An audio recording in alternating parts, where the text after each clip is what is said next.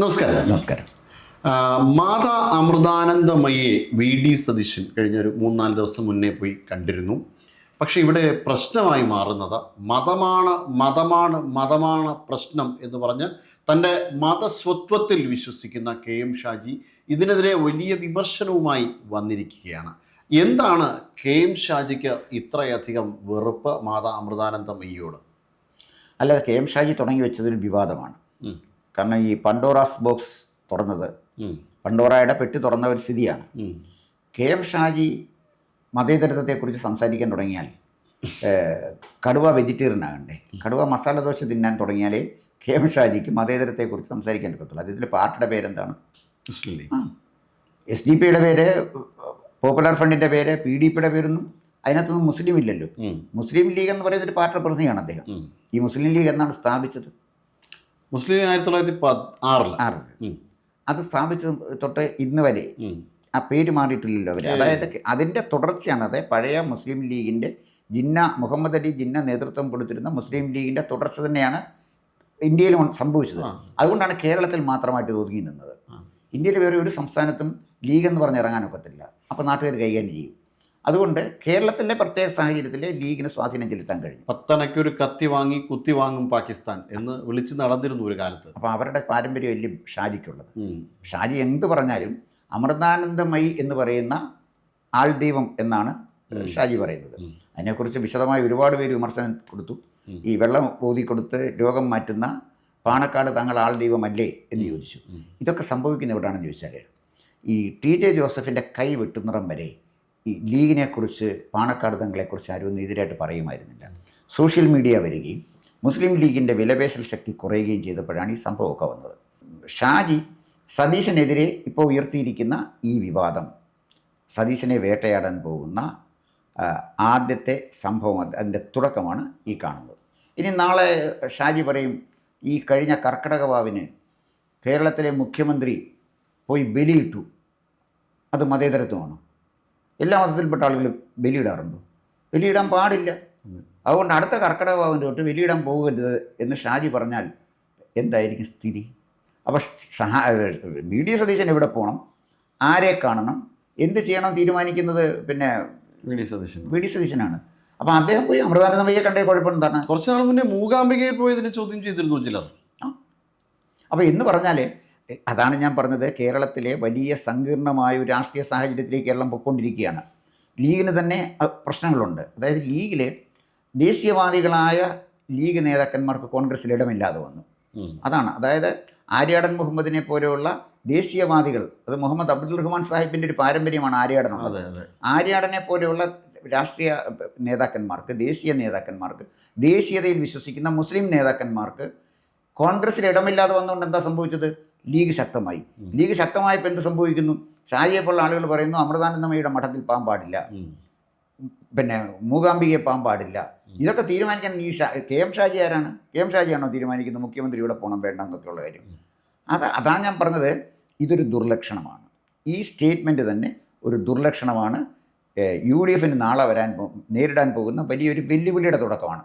ഒരിക്കലേ കേരള നിയമസഭയിൽ വെച്ച് സീതി ഹാജി, അദ്ദേഹത്തിൻ്റെ മകനിപ്പം മന്ത്രിയാണല്ലോ, സീതി ഹാജി പറഞ്ഞു, എന്ന് കർണാടകയിലിരിക്കുന്ന സമയത്താണ്, ഞങ്ങൾ മന്ത്രിസ്ഥാനം ആഗ്രഹിച്ചാൽ ആ മന്ത്രിസ്ഥാനം വെള്ളിത്തളികയിൽ വെച്ച് പാണക്കാട് കൊണ്ടുവരും ഈ ഗവൺമെൻറ്, ഈ മുഖ്യമന്ത്രി എന്ന് പറഞ്ഞപ്പോൾ നിശബ്ദനായിട്ട് കരുണാകരന് കേട്ടിരിക്കേണ്ട ഗതികേട് വന്നു. കരുണാകരൻ മണ്ടനായതുകൊണ്ടല്ല, അധികാരത്തിൽ തുടരണമെങ്കിൽ ലീഗിൻ്റെ പിന്തുണ ആവശ്യമായിരുന്നു. ലീഗ് പിന്തുണ വിളിച്ചാൽ ഗവൺമെൻറ് വീഴും. ഇത് ലീഗ് പിന്തുണ വിളിച്ചാൽ ഒരു കുന്തവും സംഭവിക്കാൻ പോകുന്നില്ല. സതീശൻ്റെ ഒറ്റയ്ക്ക് ഭരിക്കാൻ, അല്ലെങ്കിൽ സതീശന് തുറന്ന് ഭരിക്കാനുള്ള ഭൂരിപക്ഷം ഈ ഗവൺമെൻറ്റുണ്ട്. 22 MLA-മാരും പിന്തുണ പിൻവലിച്ചാൽ ഒന്നും സംഭവിക്കില്ല. പക്ഷേ തീരുമാനമെടുക്കാനുള്ള ഇച്ഛാശക്തി മുഖ്യമന്ത്രിക്കുണ്ടോ ഇല്ലയോ എന്നുള്ളതാണ് ഈ നമ്മൾ നേരിടാൻ പോകുന്ന വലിയൊരു പ്രശ്നം. ഇനിയും ഈ പിന്നെ കെ.എം. ഷാജി പറയുന്ന ഈ പിന്നെ മാതാ അമൃതാനന്ദമയി ആരാണ്? എത്രയോ അധികം സാധാരണക്കാരെ, പാവപ്പെട്ടവരെ ചേർത്ത് നിർത്തുന്ന അമ്മയായി കാണുന്ന ഒരു സ്ത്രീ അല്ലേ? ഇന്ത്യയുടെ സംസ്കാരം UN-ൽ വരെ ഉദ്ഘോഷിച്ച സ്ത്രീ. അതെ, ഐക്യരാഷ്ട്രസഭയിൽ സംസാരിച്ച ഒരു സാധാരണ അമ്മയാണ് അമൃതാനന്ദമയി. അവരെ അപമാനിച്ച് അവരെ കെട്ടിപ്പിടിച്ചാൽ, അല്ലെങ്കിൽ അവരെ ചുംബിച്ചാൽ അതൊക്കെ വലിയ പ്രശ്നമാണ്. അമൃതാനന്ദമയ്യെ കാണാൻ ചെല്ലുന്ന മുഖ്യമന്ത്രിയല്ല, കാണാൻ ചെല്ലുന്ന മുഴുവൻ ആളുകളെയും അമൃതാനന്ദമയി വാരിപ്പുണരും. ഹഗ്ഗിങ് മദർ എന്നാണല്ലോ പറയുന്നത്. ഈ അമൃതാനന്ദമയികൾ ഒരമ്മയുടെ സ്ഥാനത്താണ് ഇരിക്കുന്നത്. നമ്മൾ ഏത് പ്രായമായാലും അമ്മയുടെ മുന്നിൽ നമ്മൾ കുഞ്ഞുങ്ങളല്ലേ, നമ്മുടെ കുഞ്ഞിനെയാണ് മകനെയാണ് അമ്മ ചേർത്ത് നിർത്തുന്നത്. അതൊക്കെ മനസ്സിലാക്കണമെങ്കിൽ സാമാന്യ ബോധവും സംസ്കാരവും വേണം.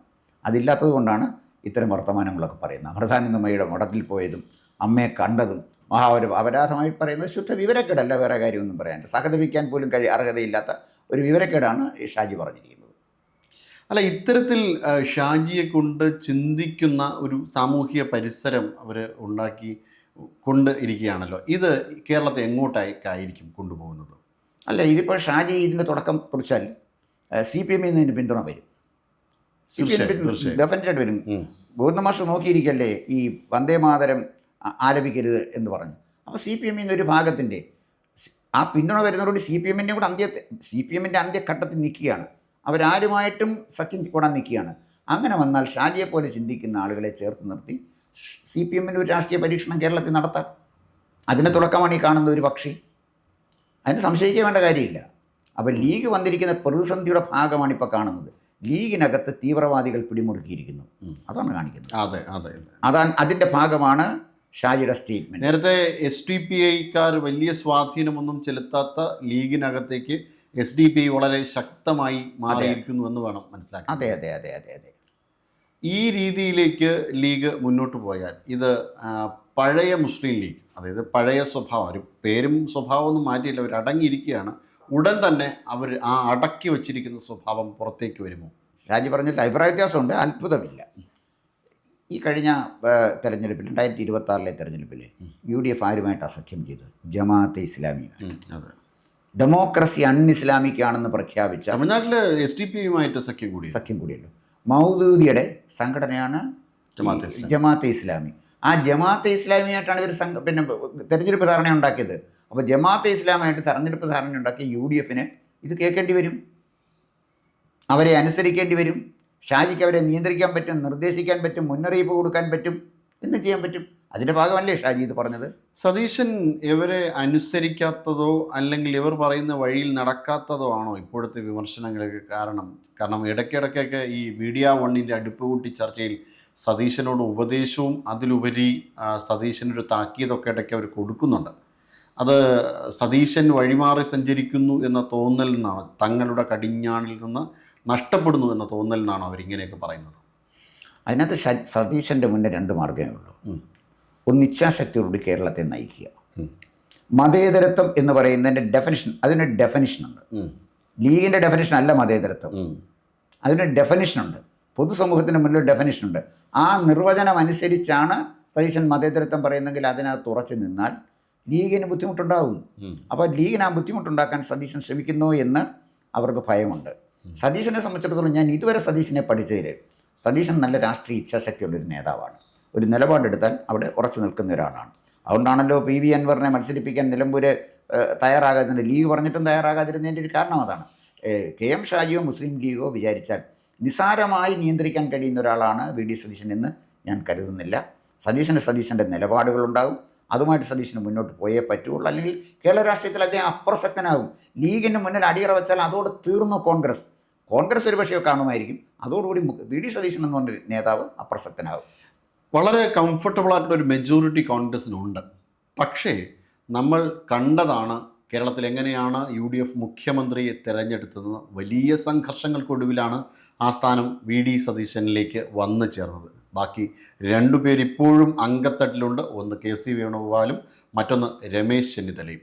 ഈ വളരെ കംഫർട്ടബിളായ മെജോറിറ്റി ഉള്ളപ്പോൾ തന്നെ സതീശൻ നേരിടുന്ന വലിയ പ്രശ്നമുണ്ട്. അതായത് മുസ്ലിം ലീഗ് സ്വാധീനിച്ചാൽ KC വേണുഗോപാലിനോ അല്ലെങ്കിൽ രമേശ് ചെന്നിത്തലയ്ക്കോ മുഖ്യമന്ത്രിയാകാവുന്നത്. അങ്ങനെ എന്തെങ്കിലും സംഭവിക്കാനുള്ളൊരു സാധ്യതയുണ്ടോ? മുസ്ലിം ലീഗിൻ്റെ ഇംഗിതത്തിന് വഴങ്ങി KC വേണുഗോപാലോ രമേശ് ചെന്നിത്തലയോ കേരളത്തിലെ മുഖ്യമന്ത്രിയായാൽ അവർ സുരക്ഷിതമായി ഇവിടെ ഭരിക്കും എന്ന് ഹരീഷൻ കരുതുന്നുണ്ടോ? അങ്ങനെ കരുതാനുള്ളൊരു സാധ്യതയില്ല. കാരണം ഇവ എന്ത് വേണമോ സംഭവിക്കാം. കാരണം ഇവർക്ക് ഇഷ്ടമില്ലാത്തത് വീണ്ടും സംഭവിക്കുമ്പോൾ സ്വാഭാവികമായും എതിർപ്പ് ഉണ്ടാകാമെന്നുള്ളത്.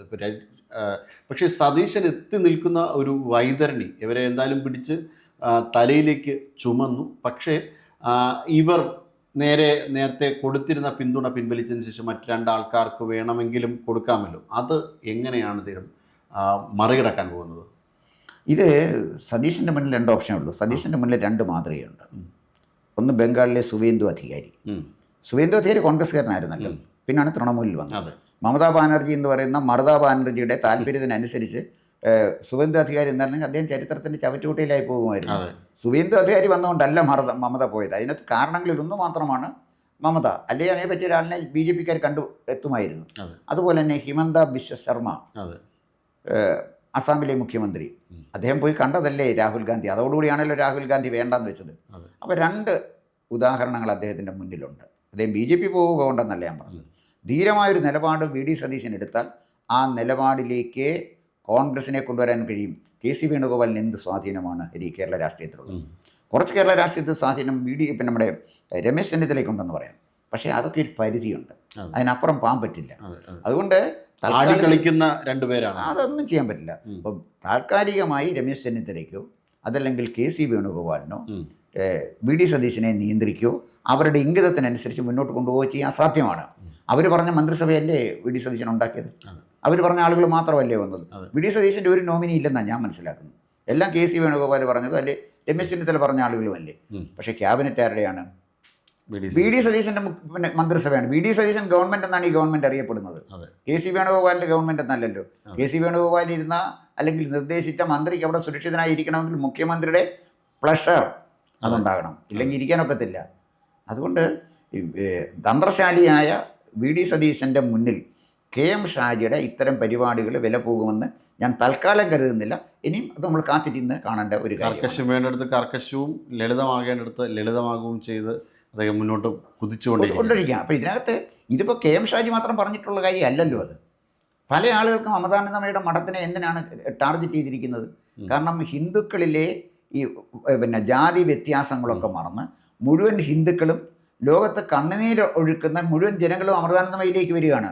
അമേരിക്കയിൽ നിന്ന് വരുന്ന സായിപ്പും ജർമ്മനിയിൽ നിന്ന് വരുന്ന മദാമ്മയൊക്കെ ഹിന്ദു വന്നു. അവരെന്തിനാ അമൃതാനന്ദമയുടെ അടുത്തേക്ക് വരുന്നത്? അപ്പോൾ അമൃതാനന്ദമയ്യയുടെ ഒരു കീർത്തി ഇന്ത്യയുടെ അതിര് വിട്ട് ലോകം മുഴുവൻ വ്യാപിക്കുകയാണ്. അവർ ആതുരസേവന രംഗത്ത് ചെയ്യുന്ന വളരെ വിശിഷ്ടമായ കാര്യങ്ങൾ. അമൃത ഹോസ്പിറ്റൽ വന്നപ്പോഴേ ആ ഹോസ്പിറ്റലിനെ തകർക്കാൻ ശ്രമിച്ച ഒരു ലോബി ഇവിടെ ഉണ്ടായിരുന്നല്ലോ. അതാണ് കത്തോലിക്ക സഭയുടെ ലോബിയല്ലേ. പകൽ വ്യക്തമായ കാര്യമാണ്. ഇന്ന് ഹരിയാനയിൽ അവർ വലിയ ഗംഭീരമായൊരു ആശുപത്രി പണിഞ്ഞിരിക്കുന്നു. അതിലൊക്കെ ചികിത്സിക്കുന്ന കാശുകാരിയാണ്, എല്ലാവർക്കും കൊടുക്കുന്നില്ലേ. അപ്പോൾ ഹിന്ദുക്കളിലെ അരയ സമുദായത്തിൽ ജനിച്ച ഒരു സ്ത്രീയാണ് അമൃതാനന്ദമയി. അവരെ അമ്മയായിട്ട് ആരാധിക്കുന്നതിന് ഒരു ജാതി വ്യത്യാസവും തടസ്സമൊന്നുമില്ല. ബ്രാഹ്മണൻ പിന്നെ ഗുരുവായൂരെ മേൽശാന്തി എന്നാലും കാലത്തൊട്ട് തൊഴുകാണ്. ആലോചിച്ച് നോക്കണം. അപ്പോൾ ആ വൈരുദ്ധ്യങ്ങൾ മുഴുവൻ, വ്യത്യാസങ്ങൾ മുഴുവൻ, സമ്പന്നനും ദരിദ്രനും തമ്മിലുള്ള വ്യത്യാസം, അല്ലെങ്കിൽ ഹിന്ദുമതത്തിലെ ജാതി വ്യത്യാസം, ഇന്ത്യക്കാരനും ബ്രിട്ടീഷുകാരനും അല്ലെങ്കിൽ ബ്രിട്ടീഷുകാരനും ജർമ്മൻകാരനുമുള്ള വ്യത്യാസം, ഇതെല്ലാം മറന്ന് ഒരമ്മയിലേക്ക് മക്കളെ പോലെ കേന്ദ്രീകരിക്കുന്ന ഒരു കേന്ദ്ര ബിന്ദുവായി അമൃതാനന്ദമയി മാറിയതാണ് KM ഷാജിയെ അസ്വസ്ഥനാക്കുന്നത്. KM ഷാജിയെ മാത്രമല്ലല്ലോ, ഇവരെ വളരെ അസ്വസ്ഥരാക്കിയിട്ടില്ലേ. KM ഷാജിയെ മാത്രമല്ല മാതാ അമൃതാനന്ദമയി അസ്വസ്ഥമാക്കുന്നത്, അതോടൊപ്പം തന്നെ ജോൺ ബ്രിട്ടാസിനെയുമുണ്ട്. ഇങ്ങനെ ഇവരെല്ലാം അസ്വസ്ഥമാക്കുന്ന ഏക ഘടകമായി മാതാ അമൃതാനന്ദമയി മാറുന്നതിൻ്റെ പിന്നിലെ കാരണം കൂടി ഒന്ന് വ്യക്തമാക്കാം. അതെ, ജോൺ ബ്രിട്ടാസിനെ പിന്നെ മാതാ അമൃതാനന്ദമയി അസ്വസ്ഥമാക്കുന്നെങ്കിൽ, അമൃതാനന്ദമയുടെ സൽകീർത്തി അസ്വസ്ഥമാക്കുന്നെങ്കിൽ അദ്ദേഹത്തിൻ്റെ ക്രിസ്ത്യൻ വർഗീയതയാണ്. അത് പറയേണ്ട കാര്യമൊന്നുമല്ലോ. ജോൺ ബ്രിട്ടാസ് ക്രിസ്ത്യാനിയല്ലേ, മാമോദിസ മുങ്ങിയോനല്ലേ, അല്ലാതെ ജനിച്ച ആളൊന്നും അല്ലല്ലോ. ഈ ജോൺ ബ്രിട്ടാസ് ചെയ്ത എന്താണ്? ഗെയിൽ ട്രേഡ്വെൽ എന്ന് പറഞ്ഞ ഒരു മദാമ്മ അവരൊരു പുസ്തകം എഴുതി, holy hell, memoirs of faith, devotion and madness. അതാണ് വിശുദ്ധ പിന്നെ നരകമെന്നാണ് അവർ അമൃതാനന്ദമയുടെ ആശ്രമത്തെ വിശേഷിപ്പിച്ചത്. അവരുടെ നാട്ടിൽ നിന്നാണ് വീണ്ടും വീണ്ടും മദാമ്മമാരും സായിപ്പന്മാരും അങ്ങോട്ട് വരുന്നത്. ഈ സ്ത്രീയെ, അതായത് ഈ ഗെയിൽ ട്രെഡ്വില്ലിനെ പിന്നെ കണ്ടുപിടിക്കാനും അവരെ കൊണ്ട് അഭിമുഖം കൊടുപ്പിക്കാനും ജോൺ ബ്രിട്ടാസ് ശ്രമിച്ച കാര്യം അറിയാമോ? അതെ, ജോൺ ബ്രിട്ടാസും കൈരളിയാൻ ശ്രമിച്ചതാണ് അല്ലേ. അമൃതാനന്ദമയ്യയുടെ സൽകീർത്തിയെ അപകീർത്തിപ്പെടുത്താൻ സർവ്വസന്നാഹങ്ങളും മാർക്സിസ്റ്റ് പാർട്ടി ഉപയോഗിച്ചിട്ടുണ്ട്. അതിലവരായുധമാക്കിയത് ജോൺ ബ്രിട്ടാസിനെയാണ്. ജോൺ ബ്രിട്ടാസ് മതേതരനാണെന്ന് ഞാൻ പറയാമായിരുന്നു. റൂബിൻ അച്ഛനമ്മയുടെ ഒരു അച്ഛൻ്റെ കഥ അറിയാം. അയാളൊരു 16-15 വയസ്സുള്ളൊരു പെണ്ണിനെ ഗർഭിണിയാക്കി, ജയിലിൽ കിടപ്പുണ്ട് അയാൾ. എന്നിട്ട് ഇതിൻ്റെ ഉത്തരവാദിത്വം അതിൻ്റെ അച്ഛൻ്റെ തലയിൽ കൊടുക്കാൻ ശ്രമിച്ച അധമനായ ഒരു കത്തോലിക്ക പുരോഹിതനാണ് റോബിൻ. അറിയാമോ? അയാളെക്കുറിച്ച് ആർക്കെങ്കിലും മാധ്യമങ്ങൾ എന്തെങ്കിലും സംസാരിക്കുന്നുണ്ടോ? ഒരു പെൺകുട്ടിയെ ഗർഭിണിയാക്കിയിട്ട് അതിൻ്റെ ഉത്തരവാദിത്തം അവിടെ പിതാവിൻ്റെ തലയിൽ കൊടുക്കാൻ തുടങ്ങിയ ആധമനായ ഒരുത്തൻ, അവനെ പുരോഹിതൻ എന്ന് പറയാനൊക്കൂ? ഫ്രാങ്കോ അറിഞ്ഞില്ലേ? കന്യാസ്ത്രീയല്ലേ ഫ്രാങ്കോയ്ക്കെതിരായിട്ട് പരാതി കൊടുത്തത്? ഇവർക്ക് ആർക്കും ഇവരെക്കുറിച്ച് എന്തെങ്കിലും ഈ ജോൺ ബ്രിട്ടാസ് പറഞ്ഞിട്ടുണ്ടോ? ജോൺ ബ്രിട്ടാസ് ഒരു ക്രിസ്ത്യൻ ഫനാറ്റിക്കാണ്. അല്ലെങ്കിൽ ഇത് കൃത്യമായി അമൃതാനന്ദമയ്യെ മാത്രമായി ജോൺ ബ്രിട്ടാസ് ഫോക്കസ് ചെയ്യുമായിരുന്നില്ല. മതേതരത്വത്തിലേക്ക് പോകണമെങ്കിൽ കൃത്യമായി എല്ലാ മതത്തിലും നിലനിൽക്കുന്ന അനീതിയെക്കുറിച്ചും അനാചാരങ്ങളെക്കുറിച്ചും ചൂഷണങ്ങളെക്കുറിച്ചും മതങ്ങൾക്കും അതീതമായി ഉണ്ടല്ലോ. എല്ലാ മതങ്ങൾക്കും അറിയണം. ക്രിസ്തു മതത്തിലില്ലേ? മുസ്ലിം മതത്തിലില്ലേ? ഹിന്ദു മതത്തിലില്ലേ? ഉണ്ട്. ഡെഫിനറ്റായിട്ട് ഇതൊക്കെ ഉണ്ട്, ഇല്ലെന്നല്ല ഞാൻ പറഞ്ഞത്. അപ്പം അത് ചെയ്യാതെ അമൃതാനന്ദമയ്യെ മാത്രമായിട്ട് ഹോണ്ട് ചെയ്യാൻ ജോൺ ബ്രിട്ടാസ് ഇറങ്ങിയത് അദ്ദേഹത്തിൻ്റെ മനസ്സിലെ വർഗീയതയാണ് എന്ന് ഞാൻ പറഞ്ഞാൽ അത് നിഷേധിക്കാൻ പറ്റുമോ? പറയൂ. ഇല്ല. അതാണ് ഞാൻ പറഞ്ഞത്. അപ്പോൾ ജോൺ ബ്രിട്ടാസിൻ്റെ ലക്ഷ്യം അമൃതാനന്ദമയി ആശ്രമത്തെയും അമൃതാനന്ദമയുടെ ആശ്രമത്തിലേക്ക് വരുന്ന രാജ്യത്തിൻ്റെ അതിരുകളില്ലാത്ത, ഭാഷയുടെ വ്യത്യാസമില്ലാത്ത വലിയൊരു ജനവിഭാഗത്തെയും മാർക്സിസ്റ്റ് പാർട്ടിയെയും ബ്രിട്ടാസിനെയും വിളറി പിടിപ്പിച്ചു. മാർക്സിസ്റ്റ് പാർട്ടിയുടെ നേതൃത്വത്തിലെ BS അച്യുതാനന്ദനായിരുന്നെങ്കിൽ ബ്രിട്ടാസ് MP ആകുമായിരുന്നു. EMS ആയിരുന്നെങ്കിൽ ബ്രിട്ടാസ് AKG സെൻറ്ററിന് പടി കയറുമായിരുന്നു. ആലോചിച്ച് നോക്കണം. EMS ആണ് കസേരയിലിരുന്നാൽ, EMS ജീവിച്ചിരുന്നെങ്കിൽ ബ്രിട്ടാസ് അതിൻ്റെ പടി കയറുമായിരുന്നില്ല. അവിടെ കയറണമെങ്കിൽ ഒരു മിനിമം ക്വാളിഫിക്കേഷൻ ഉണ്ടല്ലോ. CPM-ലേക്ക് വരണമെങ്കിൽ മിനിമം ക്വാളിഫിക്കേഷൻ പണ്ടുണ്ടായിരുന്നു, ഇപ്പോൾ അതൊന്നും ഇല്ല. അപ്പോൾ ആ ക്വാളിഫിക്കേഷനെ അതിജീവിച്ച് വന്ന ഒരാളാണ് ബ്രിട്ടാസ്. ബ്രിട്ടാസ് ഈ ഹിന്ദു സന്യാസിനിയെ അപമാനിക്കുന്നത് ബ്രിട്ടാസിൻ്റെ മനസ്സിലെ വർഗീയതയാണെന്ന് മാത്രമേ ഞാൻ പറഞ്ഞുള്ളൂ, അല്ലെ വേറെ കാര്യമൊന്നുമില്ല. അല്ലെങ്കിൽ ബ്രിട്ടാസ് അത്ര നിലപാട് നേരത്തെ എടുക്കണമായിരുന്നു. അതുകൊണ്ട് ഇത് അമൃതാനന്ദമയുടെ ആശ്രമത്തെയും അമൃതാനന്ദമയെ അപകീർത്തിപ്പെടുത്താൻ നടത്തുന്ന ശ്രമങ്ങളുടെ ഭാഗമാണ് ഹരികൃഷ്ണൻ സൂചിപ്പിച്ച പോലെ ബ്രിട്ടാസും KM ഷാജിയൊക്കെ നടത്തുന്നത്. പക്ഷേ അതൊന്നും കേരളത്തിൽ വിലപ്പോകും എന്നെനിക്ക് തോന്നുന്നില്ല. കാലം മാറി. BJP ഒരു മൂന്നാമത്തെ ശക്തിയായിട്ട് മാറിക്കഴിഞ്ഞു. ഇവരധിക ദൂരം പോയാൽ സംശയിക്കേണ്ട കാര്യമൊന്നുമില്ല, കേരളത്തിൽ അത് BJPയെ ശക്തിപ്പെടുത്തുന്ന ഘട്ടത്തിലേക്ക് എത്തും. അതിൻ്റെ തുടക്കമാണ് ഇപ്പം നമ്മൾ കാണുന്നത്. തീർച്ചയായിട്ടും ഈ ആൾക്കാരെല്ലാം ഈ കൂട്ടങ്ങൾ മുഴുവൻ ആക്രമിക്കുവാൻ വേണ്ടി മാതാ അമൃതാനന്ദമയിലേക്ക് വരുമ്പോൾ ജനസഹസ്രങ്ങൾ അമൃതാനന്ദമയിയുടെ അടുത്തേക്ക് എത്തുകയാണ്. എന്തായാലും കാലം അവർക്ക് തിരിച്ചടി നൽകും. ഏതെങ്കിലുമൊക്കെ രീതിയിൽ അമ്മയെ ദ്രോഹിക്കാൻ ശ്രമിക്കുമ്പോൾ മണ്ണും കല്ലും പുല്ലും പൂവും എല്ലാം ഒന്നാണ് എന്ന് സങ്കല്പിച്ചുകൊണ്ട് നാദവർണ്ണ വർഗ ഭേദമന്യേ എല്ലാ മനുഷ്യരും ഒരേപോലെ കാണുന്ന, എല്ലാവരെയും ഒരുപോലെ കെട്ടിപ്പുണരുന്ന അമ്മയെയാണ് ഈ രീതിയിലുള്ള കാര്യങ്ങൾ പറയുന്നത്. അവരുടെ മനസ്സിലെ വിഷങ്ങളെല്ലാം മാറിക്കിട്ടട്ടെ. മാറിക്കിട്ടിയില്ലെങ്കിൽ സമൂഹം അതിനെ തിരുത്തുന്ന ഘട്ടം എത്തുക തന്നെ ചെയ്യും. നമസ്കാരം. കൂടുതൽ വാർത്തകളും വിശേഷങ്ങളും നേരിട്ട് ലഭിക്കാൻ ജനങ്ങളിൽ നിന്ന് ജനങ്ങളിലേക്ക് ജനഭൂമി ന്യൂസ് സബ്സ്ക്രൈബ് ചെയ്യൂ. ബെൽ ബട്ടൺ അമർത്താനും മറക്കരുത്.